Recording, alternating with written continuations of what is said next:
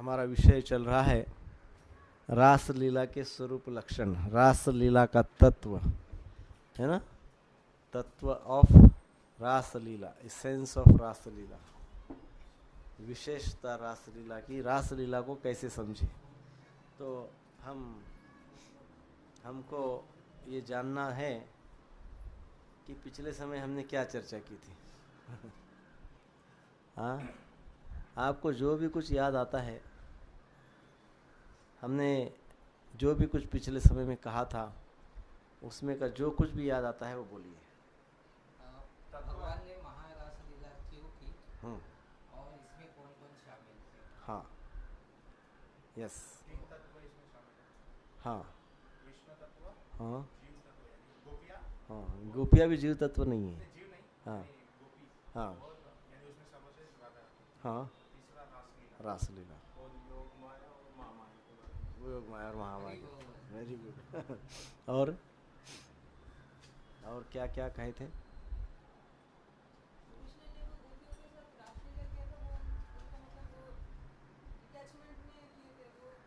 Attach नहीं थे। उसमें जो तीन विषय है, एक रासलीला में तीन विषय है। एक है कृष्ण, जिसने रासलीला रचाई वो है कृष्ण, जिसके साथ की वो है गोपिया, और रासलीला इटसेल्फ। तो तीन फैक्टर है, तीन सब्जेक्ट मैटर है। उसमें पहले विषय पे चर्चा हुई है ना। सो कृष्ण, इस विषय पे क्या चर्चा हुई है? पहले तो ये हुआ था कि भगवान ने शरद पूर्णिमा में रासलीला क्यों किया। हाँ, कि उसका अवतार तो हुआ था धर्म की स्थापना करने के लिए। हाँ, तो वो हमें धर्म स्थापना करने आए और डांस करते थे। तो वाई? सुखदेव गोस्वामी कहते हैं कि भक्तों के ऊपर अनुग्रह करने हाँ, के लिए। मर्सी देने के लिए, यस, अनुग्रह करने के लिए, यस। और गोपियों ने वो स्वीकार करते थे कृष्ण के प्रसन्नता के लिए। गोपियों के साथ जो किए थे वो उनका आश्रित था। यस, वो आश्रित है, आश्रित भाव है। और भगवान अपनी लीला रचाने के लिए माया का प्रयोग नहीं करते हैं, तो इसके लिए योग माया की सहायता लेते हैं। यस, सहायता वो भी उन्हीं की है। तो योग माया की सहायता इसके लिए लेते हैं कि योग माया को सेवा का अवसर प्रदान करते हैं। हाँ, योग माया उनकी आश्रित है भगवान की, और उन्हीं की आश्रित है, उन्हीं को सेवा में, उनको सेवा प्रदान करते हैं। भगवान की लीला कथा श्रवण करने से भगवान हमको अनुग्रह देते हैं। Yes, very important essence. कथा श्रवण करने से हमको भगवान का अनुग्रह मिल सकता है। और कार्तिक मास में विशेषकर शरद पूर्णिमा के दिन उसका श्रवण करने से भगवत परायण बना जा सकता है। यस, भगवत परायण और माया परायण, ऐसे दो चर्चाएं हुई थी, है ना। तो भगवत परायण कौन हो सकता है? जो भगवान के नाम, रूप, गुण और लीला का श्रवण करता है, विशेषकर कार्तिक मास में करता है, तो निश्चित तौर पे भगवत परायण हो जाता है। और फिर भगवत परायण होने से क्या होता है? चैतन्य महाप्रभु कहते हैं कि जो रासलीला का श्रवण करता है विश्वास के साथ, तो उसका हृदय रोग जो है दूर हो जाता है। तत्काल क्षय होता है। यस, जो कर्मों से हृदय को रोग लग जाता है, अपन जो कर्म करते हैं उसी से तो रोगी बनते हैं। हृदय को रोग उसी से लगता है, कर्म करने से। कौन से कर्म करते हैं? क्योंकि हम कर्म करते हैं जो हमारे स्वार्थ से प्रेरित होते हैं। भौतिक संसारिक जीवन में आते हैं तो स्वार्थ के सिवा दूसरा कुछ दिखता ही नहीं है, तो इसके कारण अशुद्ध कर्म हो जाते हैं, और उसकी अशुद्धता हृदय में आ जाती है, चित्त में आ जाती है, चेतना में आ जाती है, स्वभाव में आ जाती है। परंतु जब हम इस प्रकार से भागवत श्रवण करते हैं, कथा श्रवण करते हैं, नाम, रूप, गुण, लीलाओं का श्रवण करते हैं, तो क्या होता है? चित्त निर्मल हो जाता है। सारे कर्मों से जो उत्पन्न होने वाली जो भी मल है वो निर्मल हो जाता है? उसकी चर्चा की थी। और क्या कहा था?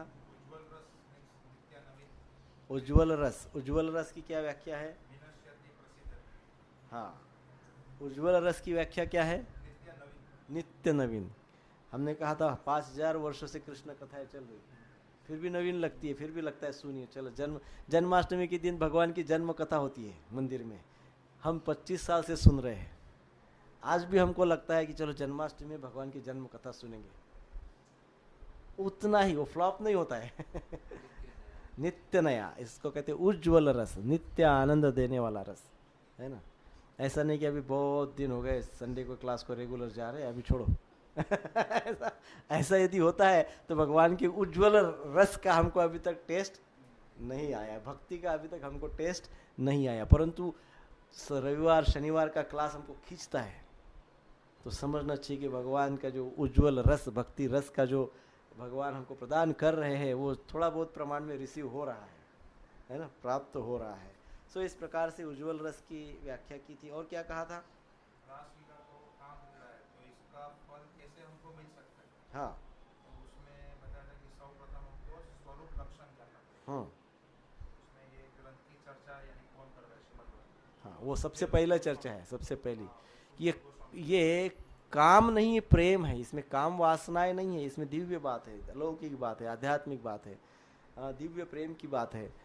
तो ये यदि दिव्य प्रेम नहीं होता तो इसकी चर्चा कोई भी करता, परंतु इसकी चर्चा की शुरुआत किसने की है? मुक्त आत्मा, अर्थात जो शुकदेव गोस्वामी, नारद मुनि। फिर हमने वहाँ पहले की चर्चा की थी। कौन सी चर्चा की थी? साउथ इंडिया से शुरुआत की थी।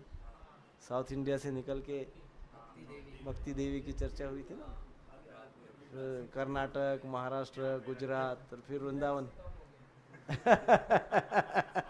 गुजरात से क्यों कम हो गया? उसका एक श्लोक है, पर मैं वो श्लोक भूल गया हूँ। उसका वास्तव में उसमें वर्णन है महाराष्ट्र का, साउथ, कर्नाटक का, गुजरात का। वो श्लोक मुझे याद नहीं आ रहा है।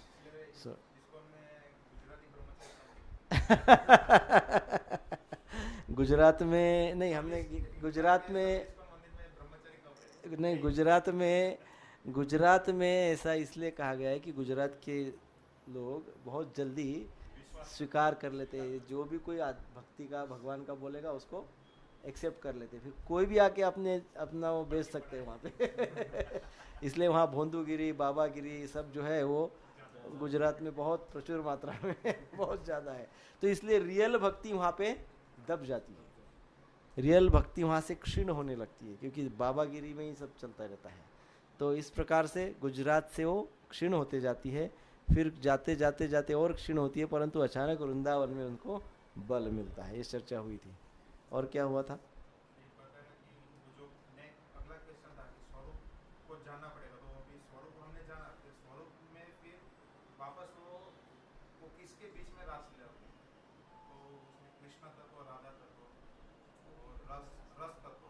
रास तत्व। यस, रसिक शेखर। यस, वही बात हुई थी, ये ध्यान में रखिएगा, रसिक शेखर। इसकी फिर से चर्चा होगी जब हम रास लीला पे चर्चा करेंगे। रास लीला पे चर्चा होगी तो भगवान है रसिक शेखर और राधा रानी है महाभाव स्वरूपिणी श्री राधा। सो इनकी चर्चा होगी। और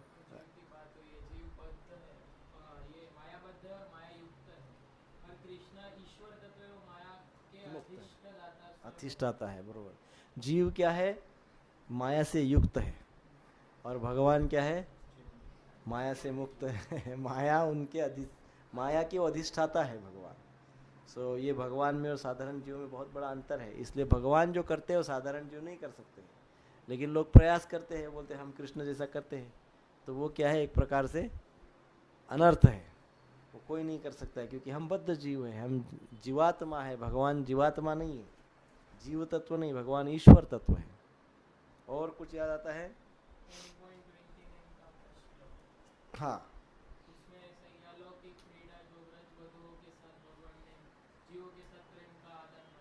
करने के लिए किया। यस। और उसमें आपने बताया 10.29 का वन श्लोक, जो श्लोक का स्टार्टिंग था भगवता तात्पर्य। हाँ, हाँ, और उसका लास्ट श्लोक 10.33.39 विक्रदिदं रज विष्णु। विष्णु भगवान अपितो रात्रि शरदोत्फुल्ल मल्लिका। वो शुरुआत है, भगवान कृष्ण को कहा गया। पहले ही श्लोक के पहले ही पंक्ति के पहले ही शब्द आया है भगवान अपितो रात्रि, भगवान। और अंतिम रास पंचाध्याय का अंतिम श्लोक में का अंतिम शब्द है विष्णु। संपूर्ण रासलीला इस पांच में हुई है, भगवान और विष्णु के बीच में। तो कृष्ण कौन है? भगवान है, विष्णु तत्व है। विष्णु अर्थात, विष्णु शब्द का अर्थ बताया था सर्वव्यापी, सब जगह भगवान थे। ऐसे भगवान जो सब जगह, पत्थर में, ईंट में, सब जगह है ना। सो इतनी सारी चर्चा हुई है। सो अच्छा है आप नोट्स रखते हैं, बट बीच में उसको पढ़ते जाइए, तो वो कार्तिक मास का पूरा फल प्राप्त होगा। सो ऊर्जा मास कहते हैं यहाँ, इसमें ऊर्जा मिलती है। यदि आध्यात्मिक कार्यकलाप हम बढ़ाते हैं तो हमारी ऊर्जा बढ़ जाती है। सो भगवान, इन शॉर्ट, इन इसेंस, भगवान का जो भाव है वो प्रेम भाव है। भगवान का भाव काम भाव नहीं है। काम भाव और प्रेम भाव में क्या फर्क होता है? काम भाव ये स्वार्थ से प्रेरित होता है, सेल्फ एंजॉयमेंट के भाव से जो किया जाता है उसको काम भाव कहते हैं, और भगवान की प्रसन्नता के लिए जो किया जाता है उसको प्रेम भाव कहते हैं। ओ प्रसाद वालों को फोन करो, तो किया उनको? नहीं, वो लास्ट टाइम कुछ गड़बड़ हो गया था, उधर बहुत गुस्सा किया। सो नहीं फोन कर,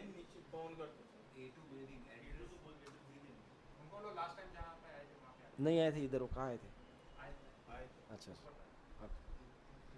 सो भगवान बृहद भागवतामृत में कहा गया है मद भक्तानाम विनोदार्थ, मद भक्तानाम विनोदार्थ करोमि विविध क्रिया। भगवान इतना सब क्यों करते हैं? तो बृहद भागवतामृत में कहा गया है मद भक्तानाम विनोदार्थ करोमि विविध क्रिया। मेरे भक्तों के विनोदार्थ अर्थात मेरे भक्तों को प्रसन्न करने के लिए, मेरे भक्तों को आनंद देने के लिए, मेरे भक्तों के ऊपर कृपा करने के लिए। विनोदार्थ अर्थात कृपा करने के लिए, प्रसन्न करने के लिए, इनकी अभिष्ट चिंतन पूर्ण करने के लिए। सो मद भक्तानाम विनोदार्थ करोमि विविध क्रिया। मैं विविध क्रिया करता हूँ। अब मेरे भक्तों का ध्यान रखने के लिए, उनसे प्रेम करने के लिए, उनके ऊपर कृपा बरसाने के लिए मैं क्या करता हूँ? करोमि विविध क्रिया, अनेक प्रकार की लीलाएं करते रहता हूँ, क्रियाएं करते रहता हूँ। येन केन प्रकार ने मेरे भक्तों को प्रसन्न करने के लिए मैं चेष्टा करते रहता हूँ। ऐसा ही भक्त भी क्या करते हैं? भगवान को प्रसन्न करने के लिए चेष्टा करते रहते हैं। तो भगवान भी ऐसा ही करते हैं।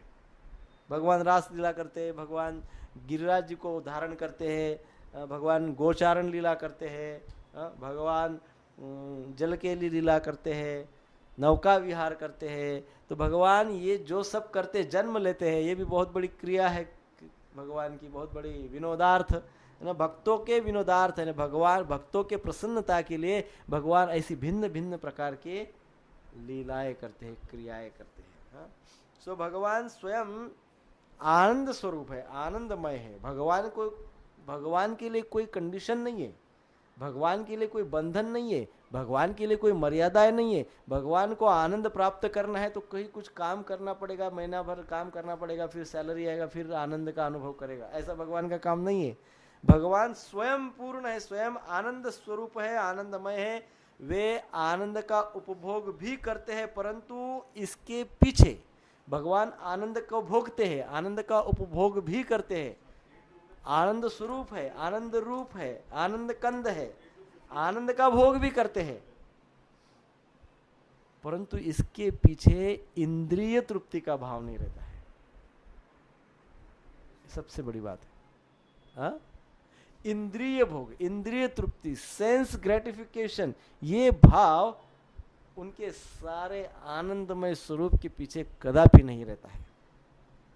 हाँ, सो यह उनका, और उसी को उनका मूल स्वरूप कहते हैं। भगवान का मूल स्वरूप क्या है? आनंद चिन्मय भाध्यास। भगवान का स्वरूप है आनंद और चिन्मय। वो भी आनंद का अनुभव करते हैं, वे भी आनंद को भोगते हैं, परंतु पर्पस क्या है, उद्देश्य क्या है? No sense gratification. वो आनंद के लिए उन्हें कोई भी बाह्य उपकरण की जरूरत नहीं है। हमको मान लो आनंद करना है, आनंद का अनुभव करना है, तो हमको किसी न किसी वस्तु विषय पे डिपेंड होना पड़ता है। हम अपने ही सेल्फ आनंद का अनुभव नहीं करते हैं। भगवान कैसे है? आनंद कंद है, हाँ, सच्चित आनंद विग्रह। तो वे सच्चिदानंद विग्रह होने के कारण जब उनको वो आनंद का अनुभव करते हैं तो उनको कोई एक्सटर्नल किसी फैक्टर को देखना नहीं पड़ता है कि अरे चलो इतना पैसा मिलेगा तो मैं आनंद का अनुभव करूँगा या ये फलाना फलाना होगा तब मुझे आनंद आएगा, ऐसा है नहीं, वो सेल्फ जनरेटेड आनंद है एकदम। सो ये भगवान की विशेषता है। सो इसलिए भगवान को कई बार शास्त्र में कहा गया है आत्माराम। क्या कहा गया है? आत्माराम। भगवान स्वयं से ही आनंद उत्पन्न करते हैं, स्वयं ही प्रसन्न चित्त रहते हैं, वो सच्चिदानंद विग्रह है। उन आनंद को प्राप्त करने के लिए वो दूसरों के ऊपर निर्भर नहीं है। तो फिर प्रश्न आएगा कि भक्त लोग जो उनकी सेवा करते हैं तो वो क्यों करते हैं फिर? तो भगवान भक्तों के ऊपर कृपा करने के लिए उनको सेवा का अवसर प्रदान करते हैं। मद भक्तानाम विनोदार्थ, मेरे भक्तों के कल्याण के लिए करोमि विविध क्रिया, मैं अनेकों प्रकार की क्रिया करता हूँ। सो भगवान स्वयं के लिए नहीं करते हैं, इसलिए उनको आत्माराम कहा गया है। अपने ही द्वारा अपने ही लीला में, अपने ही द्वारा अपने ही लीला में रम जाते हैं भगवान। अपने ही कार्यकलापों में वो रम जाते हैं, उसको कहते हैं आत्माराम। अपने ही अंदर रम जाना, अपने ही आत्म तत्व तक चले जाना और अपने ही इनर आंतरिक शक्ति के साथ रम जाना, जो ऐसा करता है वो आत्मारामी। तो भगवान क्या है? आत्माराम है। क्यों? क्योंकि वो रम जाते हैं, अपने आप में रम जाते हैं। जो व्यक्ति अपने आप में रम जाता है वो आत्माराम है। तो भगवान का एक नाम आत्माराम भी है। आत्मारामो अप्यरो रमतः, श्रीमद् भागवतम में इसका वर्णन है। श्री कृष्ण आत्माराम होते हुए भी उन्होंने गोपियों के साथ रमण किया। रमण किया अर्थात रासलीला की। आत्माराम है। आत्माराम कहाँ रम जाते हैं? अपने ही अंदर रम जाते हैं। परंतु ऐसा होते हुए उन्होंने क्या किया? गोपियों के साथ लीला की, गोपियों के साथ रास लीला की। अब इस बात को समझना पड़ेगा। अभी हमने क्या कहा? भगवान आत्माराम है। आत्माराम की व्याख्या क्या है? अपने में ही रम जाते हैं। परंतु यहाँ तो चर्चा रास लीला की हो रही है, वो तो गोपियों के साथ रम गए। अब इसलिए हमको गोपी तत्व समझना होगा। अभी तक हमने कृष्ण तत्व समझा, अब दूसरा विषय क्या है? गोपिया क्या है, गोपी तत्व क्या है। तो गोपी तत्व समझने के पहले शुरुआत में ही हम गोपिया क्या है इसकी चर्चा करते हैं। तो गोपियों में जो सर्वश्रेष्ठ है वो कौन है? राधा रानी। तो हम राधा रानी की चर्चा करते हैं। राधा रानी क्यों सर्वोच्च है? गोपियों में सर्वश्रेष्ठ गोपी राधा रानी है। क्यों? क्योंकि भाव से व्यक्ति श्रेष्ठ और कनिष्ठ होता है। किसका भाव कैसा है? भगवान के प्रति जिसका जैसा भाव है उसके अनुसार उसका स्तर रहता है। यदि भाव उच्च कोटि का है तो उच्च कोटि के भाव वाले व्यक्ति के आचरण में वो सारी बातें आ जाती है। लेकिन भाव निकृष्ट दर्जा का है, एकदम निचले स्तर का है, एकदम निकृष्ट है, तो उसके भाव कुछ और होते हैं और आचरण कुछ और होता है। तो आचरण जिसका शुद्ध है, समझ जाना चाहिए उसका भाव भी शुद्ध होते जा रहा है। तो जिसका आचरण सर्वश्रेष्ठ है उसका भाव सर्वश्रेष्ठ है। तो राधा रानी का आचरण क्या है? राधा रानी का उद्देश्य क्या है? तो चैतन्य चरितामृत में श्लोक आता है, गोविंद नंदिनी राधा गोविंद मोहिनी गोविंद सर्वस्व सर्व कांता शिरोमणि। गोविंद नंदिनी राधा, अर्थात गोविंद को आनंद देने वाली राधा। गोविंदानंदिनी राधा, राधा गोविंद को आनंद देने का एक ही प्रयोजन करती है। दूसरा क्या है? गोविंदानंदिनी राधा गोविंद मोहिनी। राधा रानी गोविंद को प्रसन्न करने का ही प्लानिंग करते रहती है है ना? प्रयोजन उनका क्या है? गोविंदानंदिनी राधा। दूसरा राधा का नाम क्या है? गोविंद मोहिनी, वो इतना स्वच्छ हृदय है उनका, इतना स्वच्छ भगवान के प्रति प्रेम भाव है कि वो गोविंद जी जो है वो मोहित हो जाते हैं। हमने ये देखा कि कृष्ण भगवान की शक्ति हमको मोहित कर देती है, कृष्ण की बाह्यरंगा शक्ति मोहित कर देती है, ये सब होता है, परंतु कृष्ण को कौन मोहित कर देता है? कृष्ण का एक नाम है मोहन, अर्थात सारे संसार को मोहित कर देते हैं, परंतु ऐसे मोहन को कौन मोहित करता है? राधा रानी मोहित करती है। इसलिए राधा रानी का एक नाम है गोविंद मोहिनी। सो गोविंदानंदिनी राधा, गोविंद मोहिनी, गोविंद को मोहित कर लेती है। और फिर कहा गया है गोविंद सर्वस्व।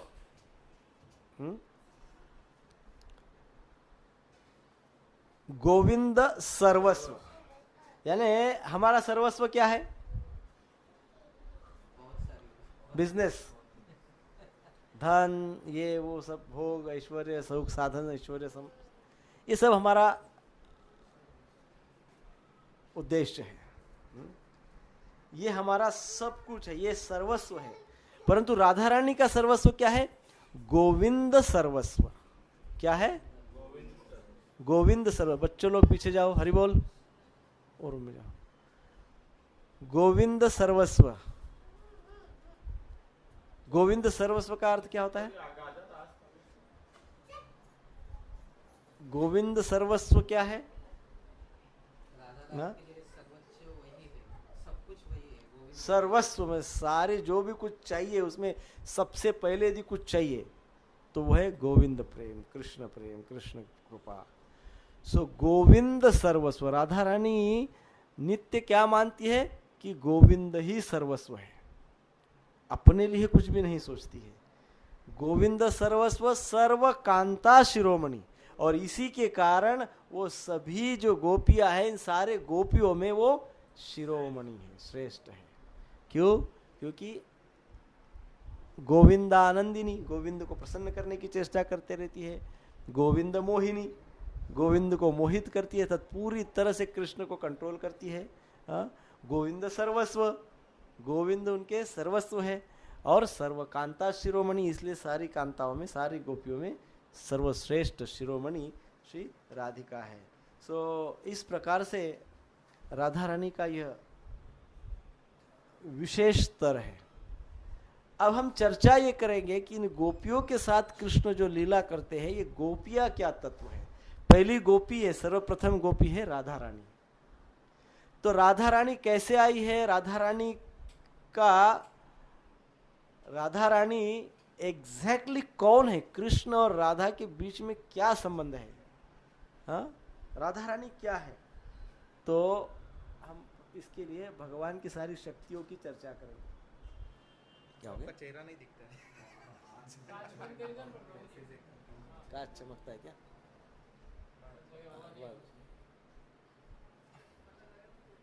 ध्यान लगाना बस पड़ता है। बस चले। हरे कृष्णा।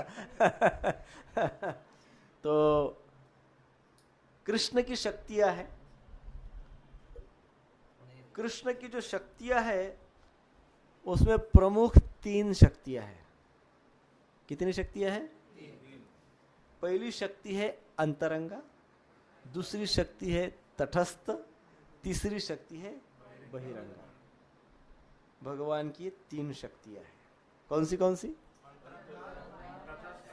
बहिरंगा। अब अंतरंगा शक्ति के 3 प्रकार हैं। अंतरंगा शक्ति को कई बार स्वरूप शक्ति भी कहते हैं, जिसकी हम अभी चर्चा कर रहे थे। अंतरंगा शक्ति अर्थात स्वरूप शक्ति। ये स्वरूप शक्ति के भी 3 प्रकार हैं। पहला प्रकार है संधिनी शक्ति, संवित शक्ति, और तीसरा प्रकार है आह्लादिनी शक्ति। संधिनी शक्ति, संवित शक्ति और आह्लादिनी शक्ति। अब संधिनी, संवित, संवित शक्ति और आह्लादिनी शक्ति। अब आप बोलिए, जो मैंने बोला वो आप बोलिए। किसकी? कृष्ण की। हाँ। अंतरांग शक्ति को स्वरूप शक्ति भी कहते हैं। हाँ। पहला संधिनी हाँ, और तीसरी आह्लादिनी शक्ति। तो जो संधिनी शक्ति है, इस संधिनी शक्ति को शुद्ध सत्व भी कहते हैं। कई बार आपने नाम सुना होगा, शुद्ध सत्व। ये संधिनी शक्ति को एक सेवा दी गई है। ये कृष्ण की पर्सनल एनर्जीज है, मतलब अंतरंगा शक्ति, स्वरूप शक्ति है, स्वरूप। ये बाहर का काम कुछ नहीं, वो भगवान की प्रसन्नता, बस दैट्स इट। तो इसमें भी सेवाओं का डिपार्टमेंट अलग अलग दिया गया है। इसलिए इस्कॉन में है ना, सबको अलग अलग डिपार्टमेंट दिया जाता है सेवा का। इसमें भी सेवा का डिफरेंट विविध प्रकार से सेवाएं डिस्ट्रीब्यूट की गई है। तो इसमें जो पहली शक्ति संधिनी शक्ति है, इसको शुद्ध सत्व भी कहते हैं। ये शुद्ध सत्व या संधिनी शक्ति को क्या सेवा है? तो ये धाम, भगवान जब अवतरित होते हैं तो भगवान अवतरित होने के पहले धाम का निर्माण करना पड़ता है। तो धाम का निर्माण होता है, फिर भगवान के घर का, भगवान के लीला के लिए जो लीला स्थलीय आवश्यक होती है वो लीला स्थलियों का निर्माण होता है। फिर भगवान के माता पिता वगैरह इनकी अरेंजमेंट करनी होती है, बहुत काम होता है। वो भगवान जब आते हैं, ऐसा जब पता चलता है प्राइम मिनिस्टर यहाँ आ रहे हैं मीरा रोड में, ऐसा बोलते हैं, तो क्या क्या करना पड़ता है? बहुत काम करना। वो कौन करता है? उनकी जो भी शक्तियाँ है, तो वो शक्ति जो, जैसे कृष्ण आ रहे हैं तो उनकी जो शक्ति है वो काम करती है। पहली शक्ति कौन सी है? मैनेजमेंट का काम करती है। कौन सी शक्ति है? संधिनी शक्ति।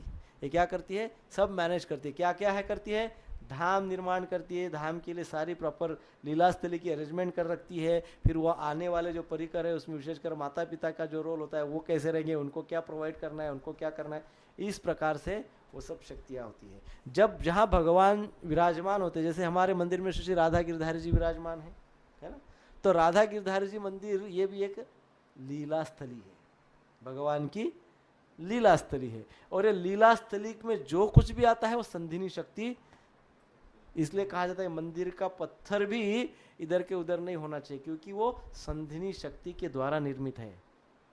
हाँ, भगवान की संधिनी शक्ति के द्वारा निर्मित है। तो मंदिर का उल्टा हमने क्या करना चाहिए? मंदिर का रख रखाव करना चाहिए, मंदिर को सहकार्य करना चाहिए कि मंदिर प्रॉपर मेंटेन रहे, क्योंकि वो संधिनी शक्ति ने सब उसका अरेंजमेंट किया हुआ है। तो इस प्रकार से हमने उसमें योगदान करना चाहिए। सो ये हो गई संधिनी शक्ति। दूसरी है संवित शक्ति। संवित शक्ति किसको कहते हैं? संवित शक्ति ज्ञान को कहते हैं। हाँ, कौन सा ज्ञान? योग माया वगैरह जो इनको जो ज्ञान है, कौन सा ज्ञान?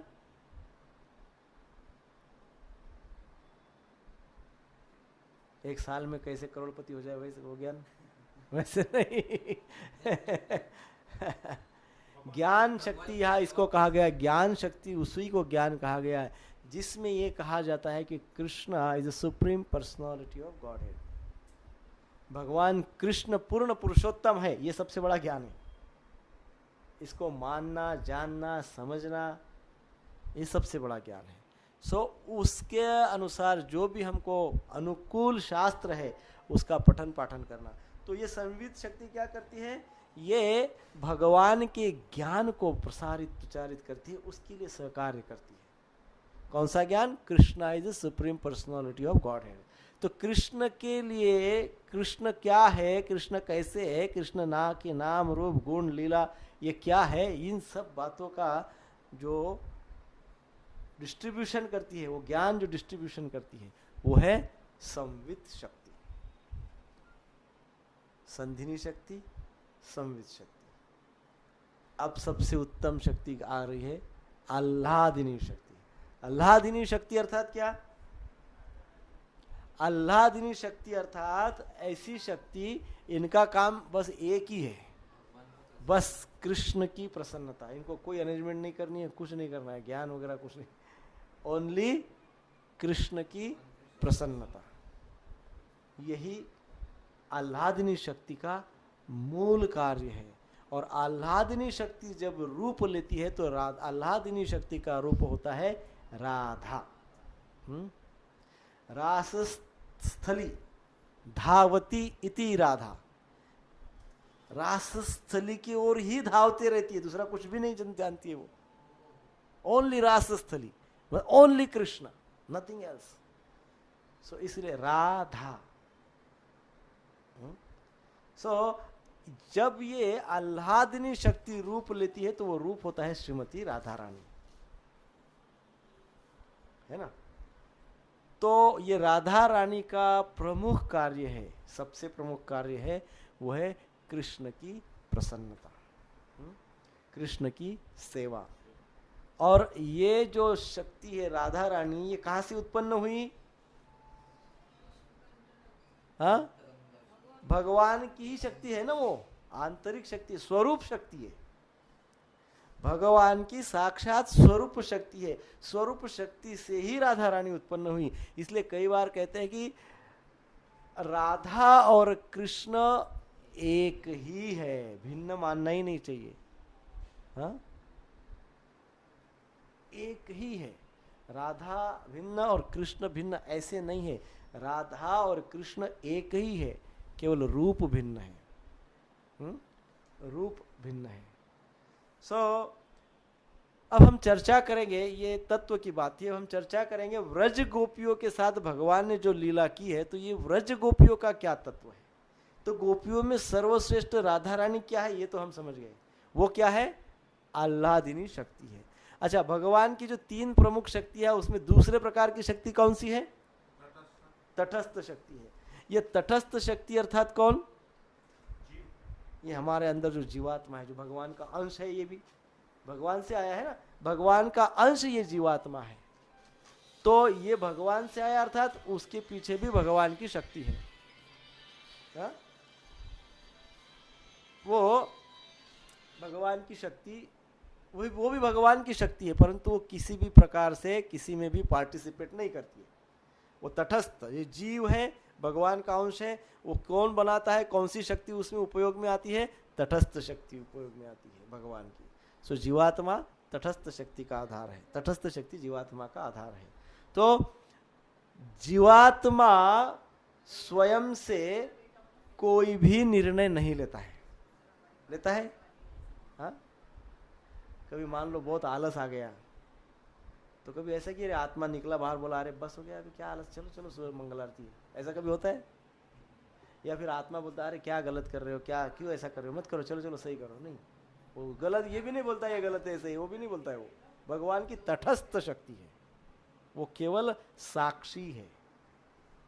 वो जो शक्ति है वो क्या है?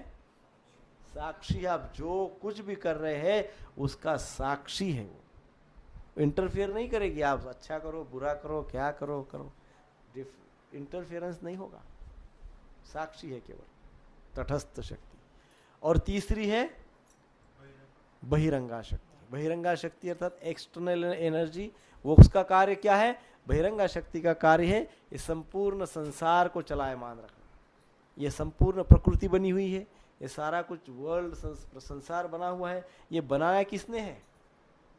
किसने बनाया है? हवा किसने बनाई? कौन सी कंपनी की हवा लेते प्रभु जी? किसी ने हवा नहीं बनाई, कोई पानी नहीं बना सकता। पर ये बनाया किसने? ये भी भगवान ने बनाया। तो ये भगवान के कौन से शक्ति ने बनाया? बहिरंगा शक्ति ने बनाया है। तो अब इतनी पॉइंट क्लियर हो गए हैं। भगवान की शक्तियां हैं, 3 प्रकार की है। कौन सी? अंतरंगा अर्थात स्वरूप शक्ति, तटस्थ शक्ति और बहिरंगा शक्ति। अब अंतरंगा अर्थात स्वरूप शक्ति के और 3 प्रकार है। कौन से हैं? संधिनी, संधिनी, संवित और आह्लादिनी शक्ति। संधिनी शक्ति का क्या काम है? मैनेजमेंट, मैनेजमेंट, मैनेजमेंट, मैनेजर है, she is a general manager ऐसा बोल सकते हैं। मैनेजमेंट का काम, भगवान की लीला में सारा मैनेजमेंट। संधिनी शक्ति, संवित शक्ति, ज्ञान शक्ति। ज्ञान, कौन सा ज्ञान?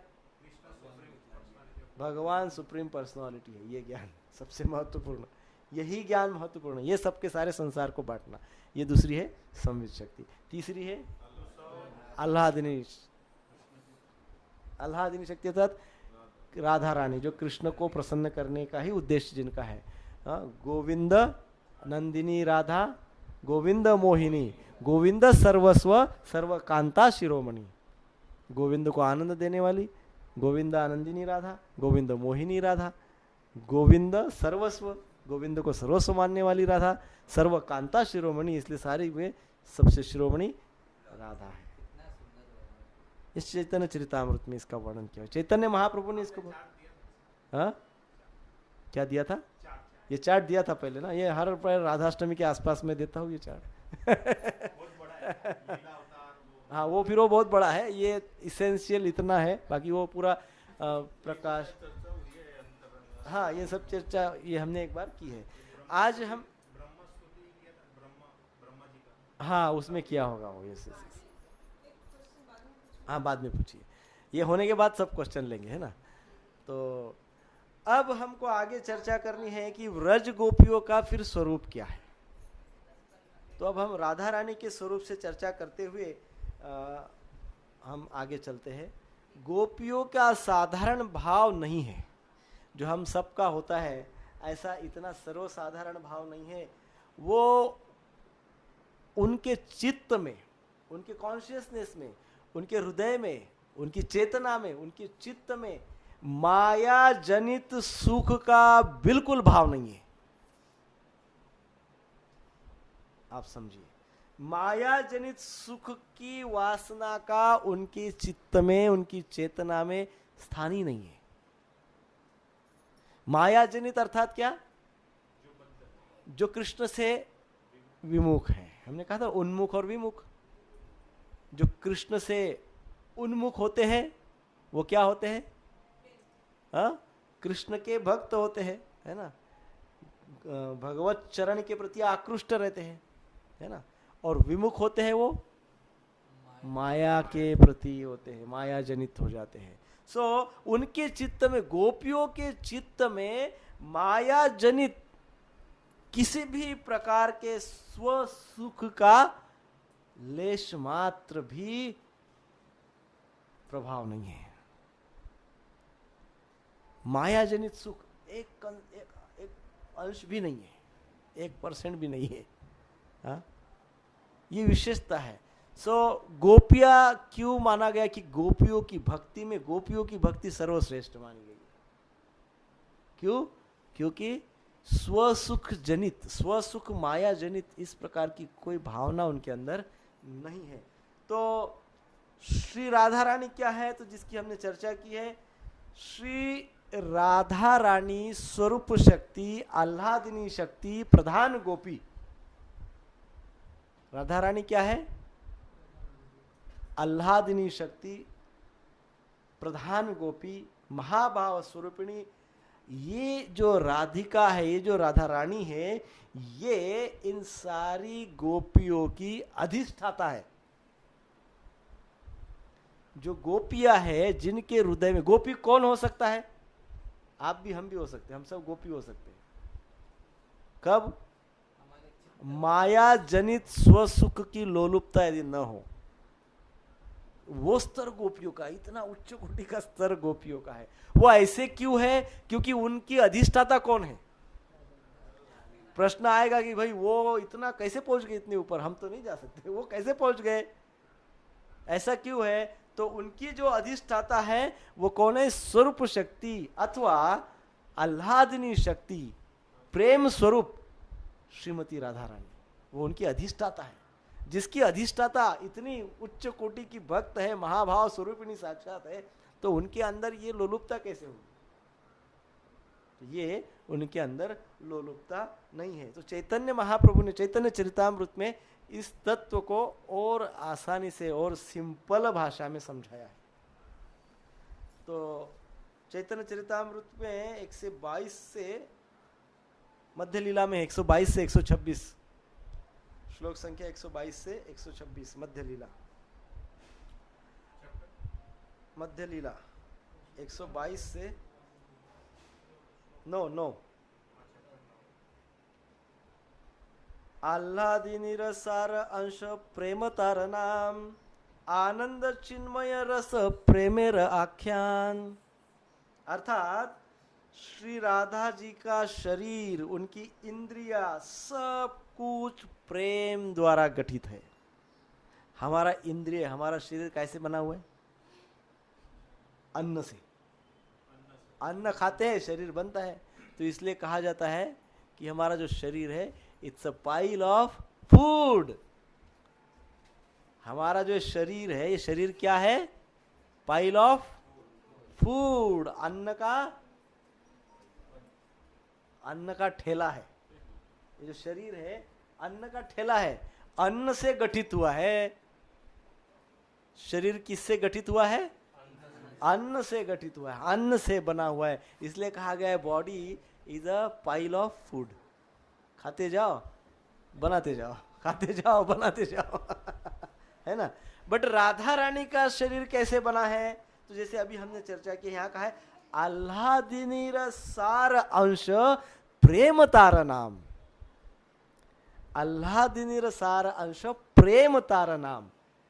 आह्लादिनी शक्ति अर्थात श्रीमती राधा रानी का शरीर, उनकी क्रिया, ये सब कुछ प्रेम के द्वारा गठित हुआ है। और फिर कहा गया है आनंद चिन्मय रस प्रेमेर आख्यान। उसमें है क्या? आनंद चिन्मय रस प्रेमेर आख्यान। अर्थात उनमें ये संपूर्ण जो रूप है राधा रानी का, वो प्रेम का घनीभूत विग्रह है। हा? कृष्ण के प्रति राधा रानी के हृदय में, चित्त में जो प्रेम है, वो प्रेम ने रूप ले लिया राधा का। क्या कर लिया? प्रेम ने राधा रानी का रूप ले लिया। तो राधा रानी कौन है? साक्षात प्रेम मूर्ति, साक्षात प्रेम की मूर्ति, कृष्ण प्रेम मूर्ति। तो यहां कहा गया आनंद चिन्मय रस। अब साक्षात दिव्य प्रेम की जो मूर्ति होगी, इतने उच्च कोटि के प्रेम की जो मूर्ति होगी, तो वो क्या देगी? आनंद चिन्मय रस। कौन सा रस देती है? कौन सा रस का अनुभव करती है? कौन सा रस देती है? आनंद चिन्मय रस वो प्रदान करने वाली है। कृष्ण देते हैं क्या? कृष्ण को कितना भी सर पटक पटक के मांगो, टेढ़े है, बोले भागो यहां से, कुछ नहीं मिलेगा। छल करेंगे, मांगने जाओगे छल करेंगे, छल। ऐसे है कृष्ण। इसलिए उनका एक नाम क्या है? छल छबीला। छल छबीला। छल छबीला। वो क्या करते हैं? मांगने जाओ, दो प्रेम आपका, दो हम प्रेम करते हैं आपसे, आपकी सेवा। छल छबीला है। वो देखते हैं कि इसको कैसी परीक्षा लूं, और कोई ऐसा छल रचाते हैं कि सब कुछ पता हो जाता है, सब कुछ ध्वस्त हो जाता है। ऐसी परीक्षा लेते हैं, छल छल छबीला। परंतु राधा रानी क्या है? आनंद चिन्मय रस। आनंद चिन्मय रस प्रेमेर आख्यान। उस आनंद चिन्मय रस रूपी प्रेम, आनंद चिन्मय रस को घनीभूत किया गया, और वो घनीभूत किया गया और फिर उसका विग्रह बनाया गया। और वो विग्रह कौन है? प्रेम विग्रह श्रीमती राधा रानी। सो प्रेमेर परम सार महाभाव जानी, से ही महाभाव रूपा राधा ठकुरानी। फिर क्या कहा गया है? प्रेमेर परम सार महाभाव जानी। ये क्या है राधा रानी?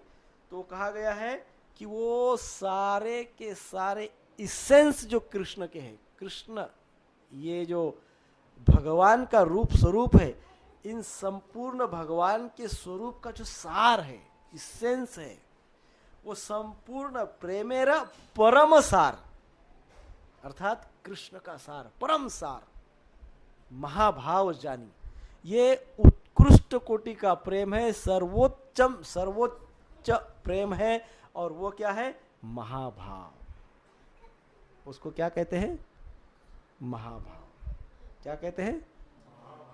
किसको महाभाव कहते हैं? हाँ? कृष्ण के प्रेम का जो एकदम सार है, सर्वोच्च। उसको पहले हमने कहा आनंद चिन्मय रस। आनंद चिन्मय रस, ये आनंद चिन्मय रस का उगम स्थान, वो आनंद चिन्मय रस का भंडार, वो आनंद चिन्मय रस जिनके पास है, उच्च कोटि का, सर्वोच्च कोटि का, हाँ? उसको कहा गया है परम सार। क्या कहा गया है? परम सार। सार तो है, इसेंस तो है, बट कैसा इसेंस? परम। परम मतलब हाईएस्ट, ईश्वर, अर्थात कंट्रोलर, परम ईश्वर सुपर कंट्रोलर, हाँ? सार अर्थात इसेंस, ठीक है, सार है, परम सार यानी सुपर मोस्ट सार, टॉप मोस्ट सार। सो प्रेमेर परम सार महाभाव जानी, वो प्रेम का चिन्मय रस का परम सार है, इसलिए वो महाभाव है। उनको महाभाव समझे और से महाभाव रूपा राधा ठाकुरानी, और वही महाभाव का साक्षात रूप किसका है? राधा ठाकुरानी। ये राधा है। देखो कहां से शुरुआत किया था, कनेक्शन को तोड़िए मत, कनेक्शन कंटिन्यू रखिएगा। कहां से शुरुआत हुआ था? सो परम सार राधा रानी महाभाव इसलिए है, और वो महाभाव स्वरूपिणी राधा ठाकुरानी। वो महाभाव कौन है? वह केवल संसार में एक ही व्यक्ति है जो महाभाव स्वरूपिणी है। वो कौन है? राधा रानी। दूसरा कोई भी महाभाव के स्तर तक जा ही नहीं सकता। सो महाभाव स्वरूपिणी। अब आगे श्लोक में क्या कहा गया है? प्रेमेर स्वरूप देह प्रेम विभावित, कृष्णेर प्रेयसी श्रेष्ठा जगते विदित। अब उनकी विशेषता यह है कि प्रेमेर स्वरूप देह प्रेम विभावित, पूरी तरह से वो प्रेम भाव में रहती है। वो उनका स्वरूप ही प्रेम है। इसलिए हम तीन की पूजा करते हैं, तीन लोगों की पूजा करते हैं। एक है कृष्ण, दूसरी है राधा, और तीसरा है प्रेम, है ना। प्रेम तत्व है, प्रेम रूप है, प्रेम विग्रह है, प्रेम भगवान की शक्ति है, शुद्ध प्रेम, दिव्य प्रेम। सो हम राधा कृष्ण और प्रेम तीनों का भजन पूजन करते हैं। सो प्रेम अर्थात दिव्य प्रेम, भक्त का भगवान के प्रति का प्रेम। सो यहां पे कहा गया प्रेमेर स्वरूप देह प्रेम विभावित। सो प्रेम का स्वरूप है और प्रेम विभावित है, और कृष्णेर प्रेयसी श्रेष्ठा जगते विदित। कृष्ण प्रेम में सर्वश्रेष्ठ यदि कोई है, कृष्ण के प्रति प्रेम में सर्वश्रेष्ठ यदि कोई है, तो वह है श्रीमती राधा रानी। यह बात संपूर्ण ब्रह्मांड में विदित है, अर्थात प्रख्यात है। सारे ब्रह्मांड में ब्रह्मदेव से लेके तो चींटी तक सब जानते हैं कि कृष्ण प्रेम में कृष्णेर प्रेयसी श्रेष्ठा, कृष्ण की जो प्रेयसी है, श्रेष्ठ प्रेयसी, वो कौन है? जगते विदित, ये राधा रानी है। और ये संपूर्ण संसार जानता है, सारे 14 लोग जानते हैं कि कृष्णेर प्रेमेर श्रेष्ठा कौन है? राधा रानी। ऐसी उनकी आइडेंटिटी है। जैसे हमारी आइडेंटिटी होती है ना, बड़े बिजनेसमैन है, इंजीनियर है, डॉक्टर है, बिजनेसमैन है, हाँ जो भी है, ऐसी हमारी आइडेंटिटी रहती है। तो सारे संसार में 14 लोकों में राधा रानी की आइडेंटिटी क्या है? तो कहा गया कृष्णेर प्रेयसी श्रेष्ठा, कृष्णेर प्रेमेर श्रेष्ठा। तो कृष्णेर प्रेयसी श्रेष्ठा जगते विदित। तो यदि राधा रानी का गुण जानना है तो पहला ही गुण क्या आता है? कृष्ण प्रेयसी, कृष्ण प्रेयसी। और फिर इसके पहले जो हमने चर्चा की है, प्रेमेर परम सार, प्रेम का परम सार है। और इसलिए उनके पास जब हम जाते हैं तो वो क्या करती है? वो सेई महाभाव रूपा राधा ठाकुरानी, वो हमारे ऊपर कृपा करती है, क्योंकि वो प्रेम का सागर है, परम प्रेम का सागर है ना। सो आगे कहा गया है सी महाभाव है चिंतामणि सार, कृष्ण वांछा पूर्ण कहे ई काय जार। देखो सेई महाभाव है, सेई म्हणजे उनका महाभाव है, सेई महाभाव है चिंतामणि सार, यानी सारे चिंतनों का, जितने संसार में चिंतन है ना, जितने हम चिंतन करते हैं, उन सारे चिंतनों में सर्वश्रेष्ठ चिंतन क्या है? सारे चिंताओं का, सारे चिंतनों का मणि क्या है? सारे चिंतनों का मणि और उसका सार क्या है? तो कहा गया कृष्ण वांछा पूर्ण। तो ये संपूर्ण संपूर्ण चिंतनों का मणि जो है वो यही चिंतन है। कौन सा? कि कृष्ण वांछा पूर्ण करे। हम जितने चिंतन करते हैं, हमारा कैसा होगा, भविष्य कैसा होगा, भूतकाल कैसा होगा, ये कैसा होगा, बच्चों का कैसा होगा, ये सारा चिंतन करते हैं। फिर धन की चिंतन करते हैं, फिर बिजनेस की चिंतन करते हैं, कभी कभार रिलेशनशिप की भी चिंतन करते हैं, समाज की चिंतन करते हैं, सामाजिक स्तर पर चिंतन करते हैं, सब चिंतन करते हैं। परंतु यहाँ पे क्या कहा गया है? से ही महाभाव है, नहीं सॉरी, हाँ, से ही महाभाव है चिंतामणि सार। उनका महाभाव क्यों है, उसको महाभाव क्यों कहा गया है? क्योंकि उनका जो चिंतन है वो चिंतन सबसे टॉप मोस्ट चिंतन है। और वो चिंतन क्या है? कृष्ण वांछा पूर्ण है, कृष्ण वांछा पूर्ण करे। अर्थात कृष्ण की क्या इच्छा है, कृष्ण को कैसे प्रसन्न किया जा सकता है, वो कृष्ण की इच्छाओं को, कृष्ण को प्रसन्न करने की जिसकी चेष्टा रहती है, जिसका भाव रहता है, वही राधा रानी है। उन्हीं को महाभाव स्वरूपिणी कहा जा सकता है, क्योंकि उनके पास एक ही सर्वोच्च कोटि का भाव रहता है, और वो क्या है? कृष्ण वांछा पूर्ण करे। अब आगे नेक्स्ट श्लोक में बहुत सुंदर बात चैतन्य महाप्रभु कहते हैं। वे कहते हैं, महाभाव चिंतामणि राधार स्वरूप ललितादि सखी तार काव्य विवहरूप। ललितादि सखी तार काव्य विवह रूप। ललितादि अर्थात ललिता और इत्यादि सारी गोपियां, तार उनका काव्य विवह रूप, अर्थात वो राधा रानी की ही शक्ति से उत्पन्न हुई गोपियां है। अर्थात राधा तत्व से ही गोपियां उत्पन्न हुई है। बाह्य दृष्टिकोण से पता चलता है कि वो किसी गोप के यहाँ पे जन्म लिया है, अनेकों गोपियां, और वो अपने बाह्य कलापों में मग्न रही है, वो बाह्य दृष्टिकोण है। आंतरिक दृष्टिकोण क्या है? आंतरिक दृष्टिकोण ये है कि सारी गोपियां क्या है? राधा रानी का काव्य व्यूह रूप है। काव्य अर्थात शरीर, काया, काया से काव्य, राधा रानी की काया से ही उत्पन्न होने वाली कायाएं है। अब राधा रानी की काया किससे उत्पन्न हुई है? कृष्ण प्रेम से, है ना? कृष्ण से शक्ति उत्पन्न हुई, परंतु काया, वो रूप कृष्ण प्रेम के भाव से उत्पन्न हुई है। अब उसी प्रेम भाव वाले रूप से गोपियों का रूप उत्पन्न हुआ है। यहाँ क्या कहा गया? देखिए, महाभाव चिंतामणि राधा स्वरूप। राधा का स्वरूप है महाभाव चिंतामणि, परंतु आगे कहा गया ललितादि सखी तार काव्य व्यूह रूप। और ललिता और इतर सारी सखियां उन्हीं का काव्य व्यूह रूप बन गई है।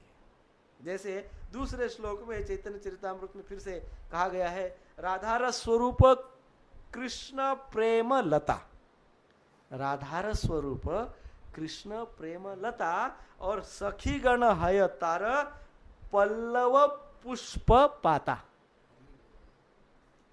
ललितादि सखीगण क्या है? जहां पहले कहा गया है सखीगण तार पल्लव पुष्प पाता। राधा रानी कौन है? राधा रानी के लिए कहा गया राधार स्वरूप है कृष्ण प्रेम लता। लता अर्थात वेली, वेल जो होता है ना, वेल। तो राधार स्वरूप है कृष्णेर प्रेम लता। राधा अर्थात कृष्ण प्रेम का वेल। और सखीगण तार तो कहा गया पल्लव पुष्प पाता। पत्ते, फूल, पंखड़ियां सब जो कुछ है वो सखिया है इस सेंस में। फिर से एक बार कहता हूं, राधा रानी क्या है? आह्लादिनी शक्ति है, भगवान की स्वयं की आह्लादिनी शक्ति है। हाँ? और आह्लादिनी शक्ति है। और रूप क्या है? रूप क्या है राधा रानी का? परम रस प्रेम सार।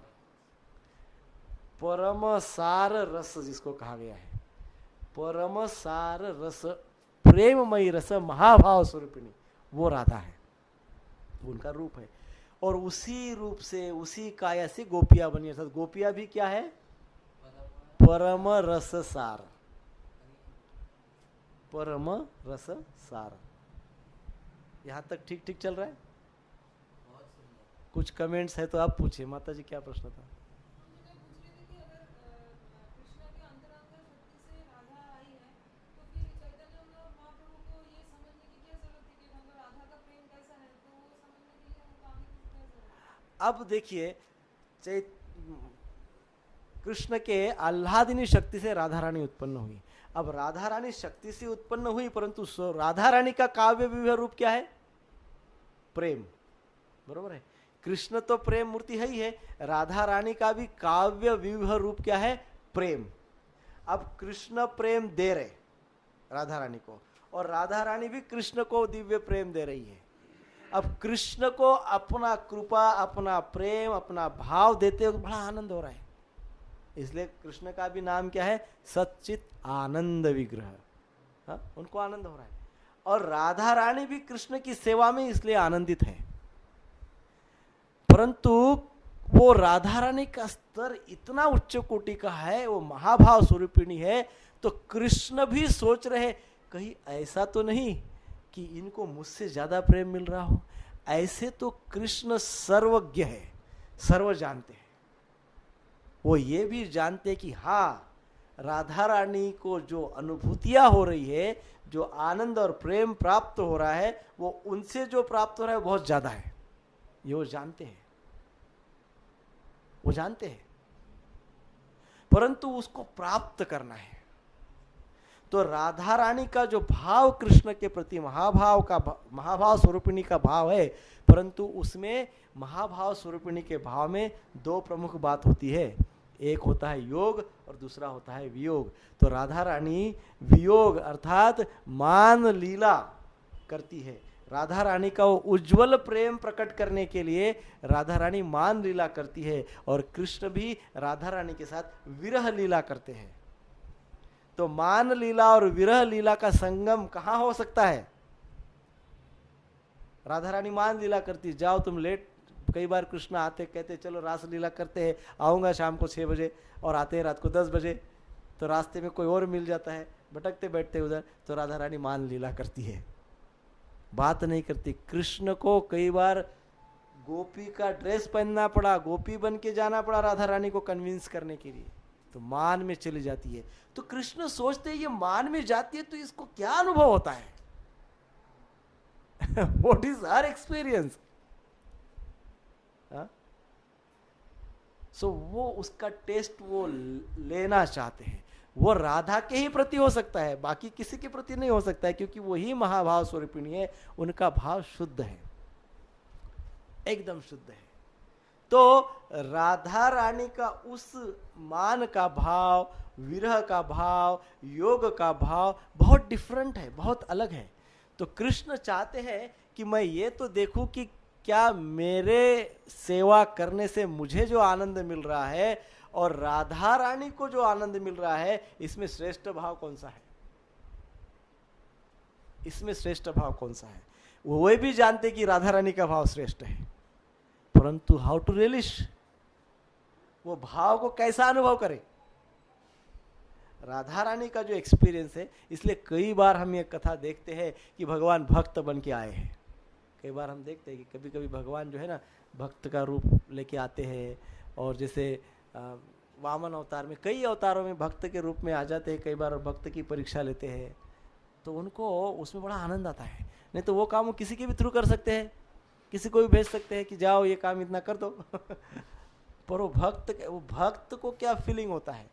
तो राधा रानी का भाव ये कृष्ण का स्वभाव मूलता है, परंतु वो राधा रानी के पास है।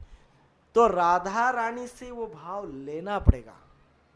उनको अनुभव यदि करना है कृष्ण को कि वास्तव में राधा रानी को इतना आनंद का अनुभव हो रहा है, तो वो भाव क्या है? तो राधा का भाव उनको लेना पड़ेगा, क्योंकि वो तो कृष्ण है, उनके पास तो कृष्ण का ही भाव है। उनके पास राधा का भाव कैसे आएगा? उनके पास तो कृष्ण का ही भाव है। वो यदि चाहे तो राधा का भाव ले सकते हैं, परंतु उसके लिए उनको भगवान बनना पड़ेगा, वो भगवत तत्व होना पड़ेगा। परंतु यहाँ पे भगवान प्रेम तत्व से लेना चाहते हैं, ऐश्वर्य तत्व से नहीं लेना चाहते हैं। हाँ, ऐश्वर्य तत्व से तो क्या है, भगवान कुछ, वो भगवान है, कुछ भी कर सकते हैं, है कि नहीं।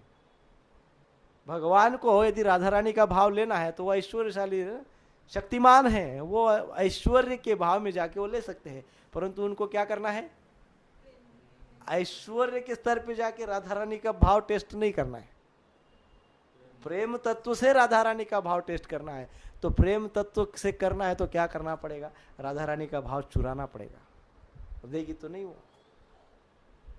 तो इसलिए उन्होंने क्या किया, राधा भाव को चुराया, राधा से राधा रानी के अंदर कृष्ण का जो भाव है उसको चुराया।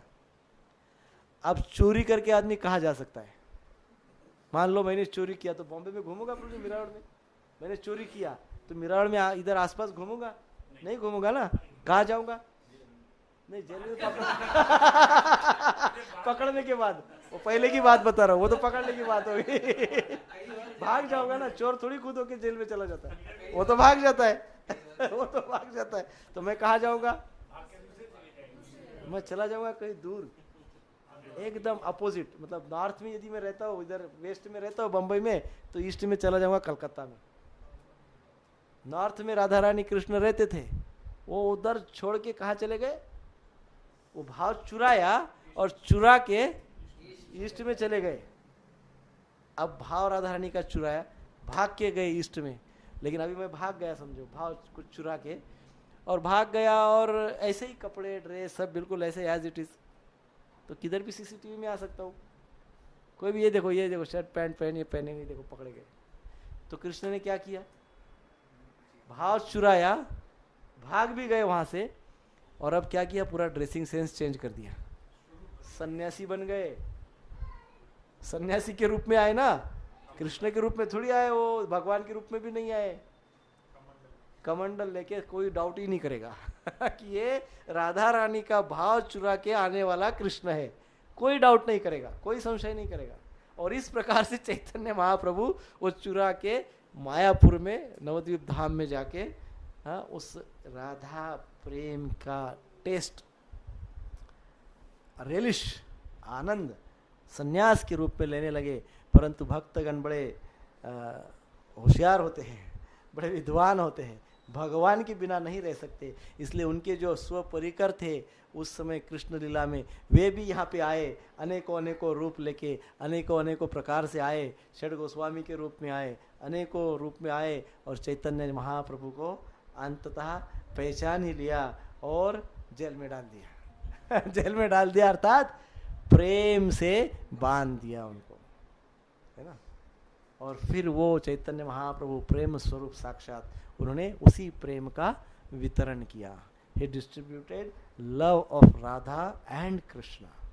इसलिए चैतन्य महाप्रभु को युगल रूप कहा गया है। चैतन्य महाप्रभु का जो भाव है वो कौन सा भाव है, राधा का भी भाव है, कृष्ण का भी भाव है, वो भक्त का भी भाव है, भगवान का भी भाव उनके अंदर है। इसलिए कभी कभी वो भक्त है, कभी कभी वो भगवान बन जाते हैं, षटभुज रूप दिखा देते हैं। ऐसे हमारे श्री चैतन्य महाप्रभु है। तो इस प्रकार से गोपिया कौन है, गोपिया कौन है, राधा रानी का विस्तार स्वरूप देख सकते हैं। यस, यही इस श्लोक में कहा गया है। तो राधा रानी का स्वरूप क्या है, फिर से हम पूछ रहे हैं, कृष्ण प्रेम रस, परम रस सार, या परम सार रस, ऐसा भी कह सकते हैं, परम रस सार या परम सार रस। ये सारे रसों का जो सार है, परमोच्च, वो राधा रानी है। और ये सब कौन है, काव्य व्यूह रूप, राधा रानी की काव्य व्यूह रूप। सो ये गोपिया है।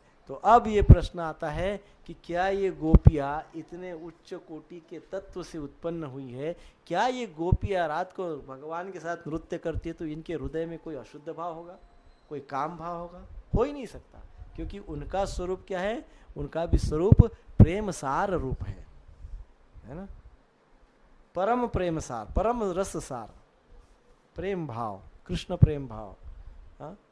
सो इसलिए कृष्ण इन्हीं के साथ रासलीला करते हैं। कृष्ण ने रासलीला और किसी के साथ कहीं कहाँ पे की है? स्वर्ग में की है, देवी देवताओं के साथ, देवियों के साथ। वो क्या कहते हैं, दूसरे कौन होती है स्वर्ग में? वो नर्तिका क्या बोलते हैं, अप्सरा वगैरह के साथ किया, वो ब्रजमंडल की गोपियों के साथ किया। उधर स्वर्ग में अप्सरा की कमी है, वैकुंठ में वो सब सेवकों की सेविकाओं की कमी, उनके साथ भी डांस कर सकते थे, वो तो एकदम ऐश्वर्यशाली है। तो ये चर्चा आगे की अब आएगी रास लीला। अभी तक हमने चर्चा किसकी की? कृष्ण की चर्चा की, गोपियों की चर्चा की, राधा रानी और गोपियों की चर्चा की, और अब नेक्स्ट सेशन में हम रास लीला की चर्चा करेंगे। उसमें होगा रास अर्थात क्या, रस का क्या अर्थ होता है, तात्विक अर्थ क्या होता है, आध्यात्मिक अर्थ क्या होता है, और किस प्रकार से हम रास लीला में जो गोपियां है, जो भक्त है, उनकी सेवा कर सकते हैं। हमको रास लीला में जाने का कोई अधिकार नहीं है, कोई योग्यता ही नहीं है, किसी को नहीं है, शिव जी को क्या किसी को नहीं है। हाँ, शिव जी को गोपी बन के जाना पड़ा, नो एंट्री। योग माया बोली नो एंट्री, बाबा उधर नो एंट्री। तो बोले अरे कुछ तो करो, क्या करूं बताओ। तो बोले गोपी बन के आओ, तो गोपी बन के आ गए, है ना। गोपेश्वर महादेव वृंदावन में जाते हैं, किसी को वृंदावन वास करना हो तो गोपेश्वर महादेव को प्रणाम करना चाहिए। गोपी बन के आए और फिर रासलीला का दर्शन किया उन्होंने। तो राधा रानी सोचने लगी कि इस गोपी के साथ कृष्ण कैसे नृत्य कर रहे ये कौन नई गोपी आ गई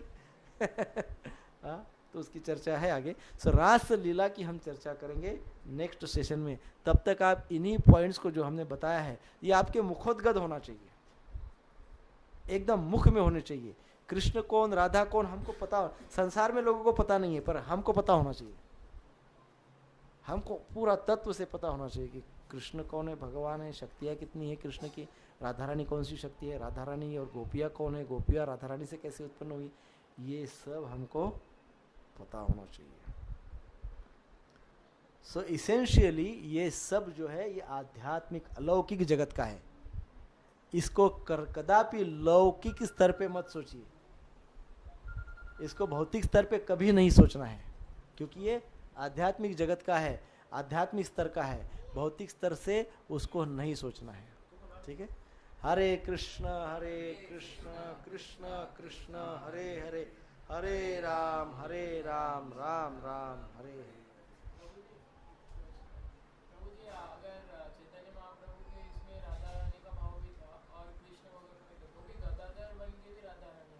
हाँ, ये प्रश्न बहुत महत्वपूर्ण प्रश्न है। इसमें बहुत सालों तक मैं खुद भी इससे कंफ्यूज था।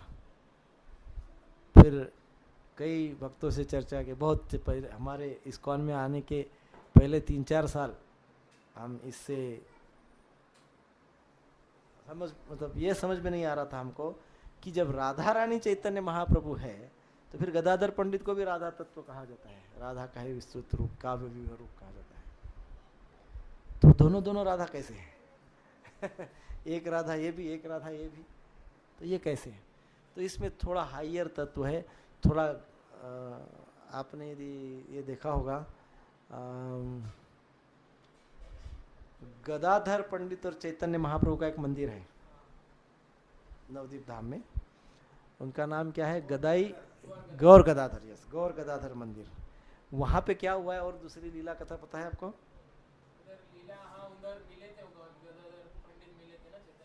हाँ, उस मंदिर का जो स्थान है आज नवदीप धाम में, वहाँ पर एक विशेष लीला और हुई है। गीत गोविंदम कहाँ लिखा है, पढ़ा है? वो महाराज ने गाया था। कोई यात्रा में हमारे साथ आए होंगे मायापुर में, तो आपको याद हुआ होगा कि वो गौर गदाधर जो मंदिर है, उस मंदिर में जो प्रमुख सन्यासी महाराज है, he is very expert in singing गीत गोविंदम। तो बहुत सुंदर तरीके से उन्होंने गीत गोविंद का गायन किया था।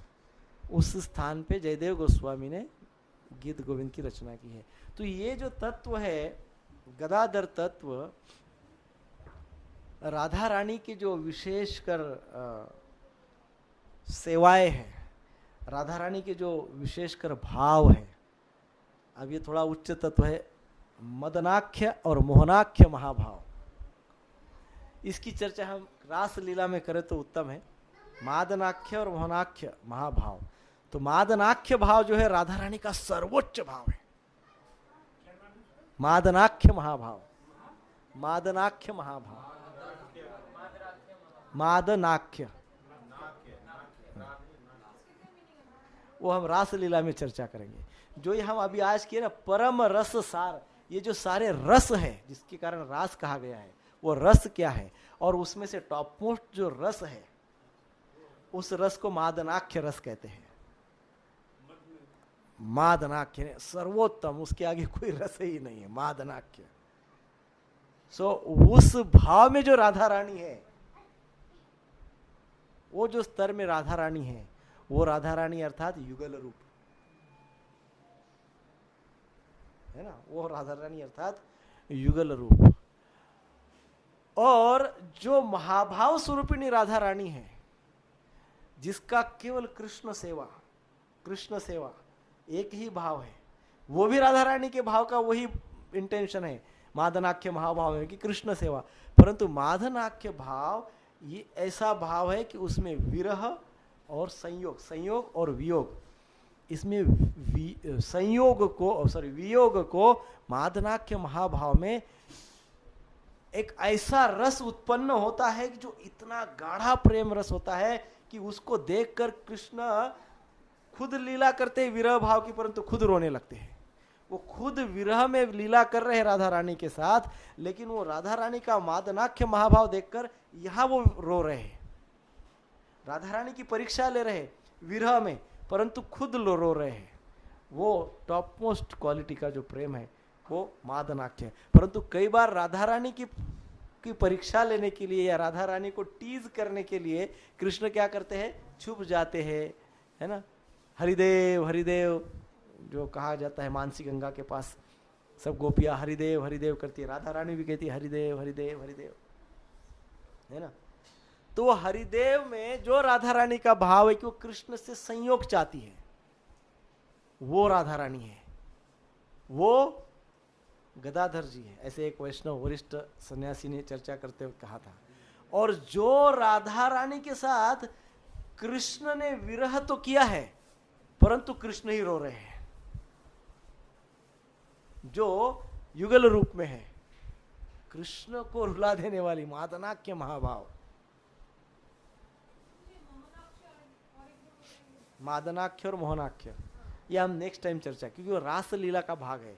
तो रास लीला तत्व में राधा और गोपियों का भाव क्या है, तो मोदनाख्य महाभाव, मादनाख्य महाभाव, मोहनाख्य महाभाव, इसमें हम केवल मादनाख्य महाभाव की चर्चा करते हैं कि वो भाव राधा रानी का है। तो उसको हमको सारे रस समझाने पड़ेंगे, और उसी रस से उसको रास कहा गया है। तो वो रस की चर्चा हम रास तत्व में करेंगे। अभी मैं करूंगा तो समय भी नहीं, इतना बोल नहीं पाऊंगा, और आधा अधूरा बोल के कंफ्यूजन बढ़ जाएगा। प्रमुख 5 रस है, प्रमुख रस 5 है, फिर उसके उप प्रमुख भी रस है। नहीं 9 रस नहीं, ज्यादा है। नहीं वो स्वाद की बात अलग हो गई। नहीं वो 9 वो पकवान के जहाँ जिसको कहा गया कि मधुर मधुर वो लौकिक स्तर के है, वो अलग, उससे इसका कोई मतलब नहीं है। इसमें जो 5 रस प्रमुख है और फिर गौण रस भी है, उप प्रमुख भी रस है, वो रास लीला के टॉपिक में चर्चा करेंगे तो अति उत्तम रहेगा।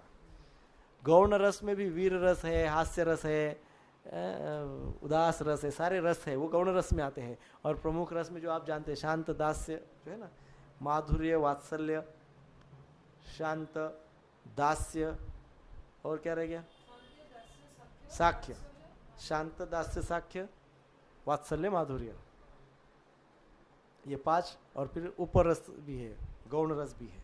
तो इनकी चर्चा हम रास के तत्व में करेंगे, तब जरा थोड़ा सा और कॉन्सेंट्रेट होने की जरूरत है। परंतु ये जो चर्चा हुई है ये अपने आप में रखिए, अपने पास रखिए, जहाँ मौका मिलता है कोई समझने में गंभीर है तो चर्चा कीजिए, अन्यथा स्वयं के साथ इसकी रोज चर्चा कीजिए, बहुत आनंद आएगा। आपको लगेगा कृष्ण आपसे प्रसन्न हो रहे हैं, आप स्वयं समझते जाएंगे और प्रसन्नता कृष्ण की होगी। ये तत्व को हम समझते जाएंगे और प्रसन्न कृष्ण होते जाएंगे। तो इसको और अच्छे से हम समझने का प्रयास करेंगे। अब रास तत्व क्या है वो नेक्स्ट टाइम होगा। नेक्स्ट रविवार को क्लास नहीं है, उसके नेक्स्ट रविवार को क्लास होगी, है ना। 27 को नहीं है, उसके बाद वाले में क्लास होगी, ठीक है। हरे कृष्णा कृष्णा कृष्णा हरे हरे, हरे राम राम राम हरे हरे। नेक्स्ट टाइम हम रिपीट नहीं करेंगे, आपको ही रिपीट करने के लिए कहेंगे, क्योंकि समय बचेगा। क्योंकि अभी रास तत्व है ना, ये सब बहुत लेंदी है। कृष्ण तत्व, राधा तत्व, गोपी तत्व तो हम जानते हैं, सुनते हैं। रास लीला तत्व ये बहुत कम इसके ऊपर चर्चा होती है बट बहुत कम होती है ना। तो हम उसके ऊपर चर्चा करेंगे, उसको थोड़ा सा 2-3 सेशन लग सकते हैं, क्योंकि थोड़ी क्लिष्ट भी है, तत्व को समझना इतना आसान भी नहीं है। तो एक एक पॉइंट को समझते समझते आगे चलेंगे, है ना।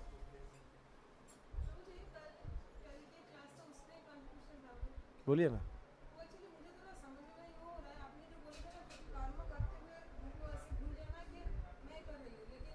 करते हुए नहीं करना है। जब हमारा एक भाव रहता है ना कि मैं कर रहा हूँ, तो मैं के भाव को बोलना है। कर्म तो करते रहना है।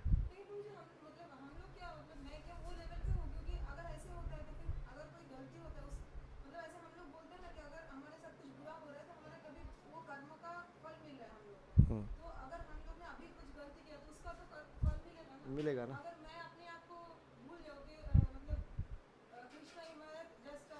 अपने आप को नहीं भूलना है। हाँ, मैं जैसे फॉर एग्जांपल मैं बिजनेस कर रहा हूँ, तो मैं क्या बोलता हूँ, मैं बिजनेस कर रहा हूँ, मुझे बिजनेस करना ही है। कृष्ण आके थोड़ी ना मेरा बिजनेस करेंगे, बिजनेस तो मुझे ही करना है। परंतु मैं क्या सोचता हूँ कि मैं कितना इंटेलिजेंट हूँ, देखो कि मैं इतना बढ़िया बिजनेस कर रहा हूँ। फिर मैं सोचता हूँ कि मैं इतना इंटेलिजेंट हूँ, इतना बढ़िया बिजनेस कर रहा हूँ, इसलिए मेरा है ना इतने इतने लोगों पे कंट्रोल है। फिर मैं और क्या सोचता हूँ, अब मैं बुद्धिमान हूँ, मैं सक्सेसफुल बिजनेस कर रहा हूँ, मेरा इतने लोगों के ऊपर कंट्रोल है, इसलिए सब लोगों ने मुझे सादर नमस्कार करना चाहिए, है ना। अब ये मैं के भाव से देखो कहाँ मेरी अपेक्षाएं बढ़ रही है। तो कृष्ण को कर्म अर्पण करने का अर्थ क्या है, मैं ये सोचता ही नहीं हूँ कि मैं मेरा बिजनेस कर रहा हूँ, मैं बहुत इंटेलिजेंट हूँ। मैं ये सोचता हूँ कि मैं जो कर रहा हूँ ये कृष्ण करवा रहे हैं। Actual force, actual energy, actual कृपा वो दे रहे हैं। उसकी वजह जब मैं ये सोचूंगा कि वो दे रहे हैं तो मैं कर रहा हूँ, उनका प्रसाद है, जो मैं कर रहा हूँ ये उनका प्रसाद है, ऐसा मैं सोचूंगा तो मैं लोगों को ये नहीं कहूँगा कि मैं बुद्धिमान हूँ, मैं बिजनेसमैन हूँ, मैं कंट्रोलर हूँ, मुझे नमस्कार करो, मुझे हरे कृष्णा करो। कई बार ऐसा भक्तों में भी आ जाता है, हरे कृष्णा नहीं किया गलती से कभी एक आध बार तो उनको भयंकर लगता है, मुझे हरे कृष्णा नहीं किया, ऐसा होता है। तो मैं जब टूट जाएगा तभी वो कर्म अर्पण होगी, उस तभी समझना चाहिए कि ये कृष्ण, ये कर्म जो है मैं कृष्ण को अर्पण कर रहा हूँ। जब तक ये नहीं होता है तब तक कृष्ण को कर्म अर्पण नहीं हो सकते हैं। और फिर कृष्ण, मैं कैसे भूलूं इस बात को, मैं तो हूँ ना, मैं बिजनेसमैन हूँ, सक्सेसफुल हूँ, इंटेलिजेंट हूँ, कंट्रोलर हूँ, लीडर हूँ, नेता हूँ, ये सब हूँ, मैं तो वही हूँ, भूलूं कैसे। अब ये करते वक्त आपने जो प्रश्न, आपका मेन ये था कि ये करते वक्त यदि पाप हो गया तो, ऐसे ही प्रश्न था ना। जिसे मान लो मैं ये सोचता हूँ कि कृष्ण करवा रहे हैं, लेकिन कृष्ण क्या पाप करवा रहे हैं मेरे से? मान लो मैं पाप कर रहा हूँ, तो क्या कृष्ण मेरे से पाप करवा रहे हैं?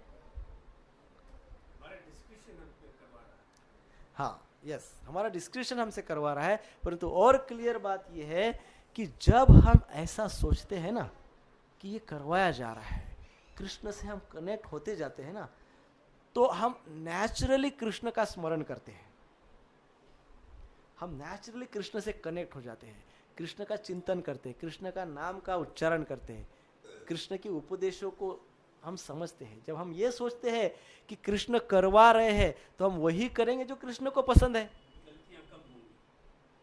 हम क्या करेंगे, हम ये कह रहे हो कि कृष्ण मुझसे ये करवा रहे हैं, मेरा मान लो कोई गाय काटने का काम बिजनेस है, तो मैं ऐसा कहूंगा कि कृष्ण मुझसे करवा रहे हैं।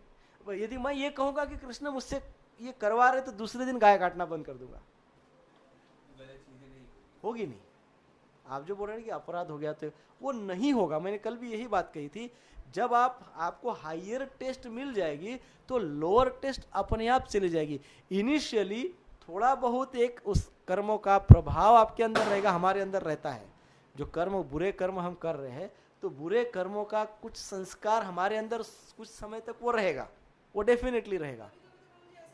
जैसे गाय करने का तो बहुत बड़ी बात है, लेकिन जैसे छोटी-छोटी गलती को समझ में नहीं आता कि गलती हो रहा है कि नहीं हो रहा है। हाँ, तो वो रहेगा, लेकिन वो धीरे धीरे साधु संग के माध्यम से वो जो थोड़ा बहुत रहा है संस्कार या थोड़ा बहुत गलती करने की प्रवृत्ति रही है वो निकल जाएंगी। लेकिन भाव कंटिन्यू यही रहना चाहिए। क्या क्या रहना चाहिए? करवा रहे हैं। आप सोचिए, थोड़ा यदि गंभीरता से सोचे तो हम स्वयं ही अलर्ट हो जाते हैं। जब हम सोचते नहीं, कृष्ण करवा रहे हैं, ये कृष्ण की असाइनमेंट है। प्रभु जी देखिए, सामाजिक स्थिति में देवदासी प्रथा भी था और उसको उसकी मान्यता भी प्राप्त थी, लेकिन सही तो नहीं था। दिस वाज जैसे एवोल्यूशन हुआ उसको डिस्कार्ड किया गया, जब बुद्धिजीवी आए समझाए एक्सप्लॉयटेशन। समय के अनुसार सही और गलत का परिचय होता है। शारीरिक संबंध स्थापित करना पत्नी के साथ उचित है, पराई स्त्री के साथ अनुचित है। संबंध बनता है, एंड रिजल्ट दोनों का कॉमन होते हुए that is their description in पैराबाउंड। यस, डिस्क्रिशन तो आता ही है। डिस्क्रिशन तो एक लीगल टर्म है, डिस्क्रिशन तो एक सेंसिबल टर्म है। लीगल और सेंसिबल के ऊपर स्पिरिचुअल है ना। ये तो सेंसिबल है, लीगल है, बट स्पिरिचुअल क्या है? स्पिरिचुअल ये है कि उस डायरेक्शन में हम जाएंगे ही नहीं। जब हमको ऑप्शन आता है हम उस डायरेक्शन में जाएंगे ही नहीं। बुरा कर्म और अच्छा कर्म, ये चीज दोनों हमेशा हमेशा हमारे लिए उपलब्ध रहती है। कभी भी इस संसार में, भौतिक जगत में ऐसा कभी नहीं होता है कि हमारे लिए केवल अच्छे ही कर्म उपलब्ध है, वाह या तो अच्छे ही कर्म मिल रहे हैं बस, ऐसा कभी नहीं होगा। ऑप्शन हमारे सामने दोनों का होगा, दोनों प्लेट परोसी जाएगी, अच्छी और बुरी। डिस्क्रिप्शन हमारा है, ये एक ही चाहिए। तो जब मैं का भाव रहेगा तो बुरी प्लेट में हाथ जा सकता है, जा सकता है। परंतु यदि हम कनेक्टेड है, मैं ये सोचता ही नहीं हूं कि मैं कर रहा हूं, तो मैं सोचता हूं कि कृष्ण दे रहे हैं, तो मैं ये सोचता हूं कि जो कृष्ण ये दे रहे हैं तो ये कृष्ण का असाइनमेंट है, कृष्ण का प्रोजेक्ट है, तो मैंने कैसे बिहेव करना चाहिए। तो मैंने इसमें कोई मिसबिहेव नहीं करनी चाहिए, क्योंकि ये सारा का सारा प्रोजेक्ट कृष्ण का है। इसमें मैंने कोई मिसबिहेव नहीं करनी चाहिए, कोई ऐसे गलत कर्म नहीं करने चाहिए। तो अपने आप स्लोली हम वो खराब कर्म, कुकर्म से मुक्ति पाते हैं, उसकी रिएक्शन से मुक्ति पाते हैं, और कृष्ण को हम रियल मायने में वो कर्म अर्पण करते हैं। इसी को कहा गया है, भगवान यही चाहते हैं, इसी को कहा गया कि हम अपने कर्म कृष्ण को अर्पण करें।